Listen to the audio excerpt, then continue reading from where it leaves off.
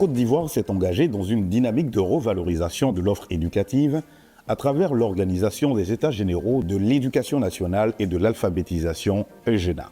Sous le leadership du ministre de l'Éducation nationale et de l'alphabétisation, professeur Mariatou Koné, la lutte contre le redoublement et l'abandon scolaire devient ainsi une nécessité impérieuse, telle que mise en cohérence avec le 20e levier transformateur des EGENA, qui invite à développer un dispositif d'identification et de prise en charge des élèves en difficulté et de réduction du décrochage scolaire. Dès le 10 janvier 2023, des cellules de prévention et de lutte contre le décrochage scolaire CPLDS ont été instituées dans les établissements secondaires d'enseignement général par un arrêté ministériel. Implémenté au cours de l'année scolaire 2022-2023 au sein des établissements secondaires, sur 9 759 élèves potentiels décrocheurs détectés, 3 249 élèves ont bénéficié d'une prise en charge par ces cellules et 2 827 élèves ont été maintenus dans le système éducatif, soit 87,01% des élèves en difficulté qui ont pu être sauvés.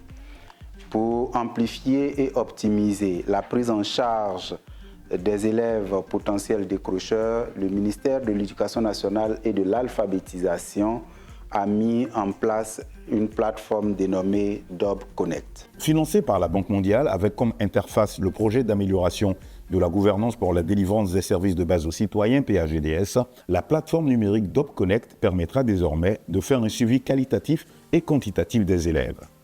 Comment se fait l'utilisation de la plateforme et quels en sont les avantages spécifiques? Pour se connecter, il faut saisir l'adresse https://connect.mendob.ci sur votre navigateur Internet. Après quoi, la page d'accueil de DOB Connect s'ouvre à vous. Vous saisissez votre numéro de téléphone et votre mot de passe, plus validé pour avoir accès à votre profil. J'ai la possibilité de voir l'emploi du temps de chaque professeur et de voir si le professeur il est présent dans la classe.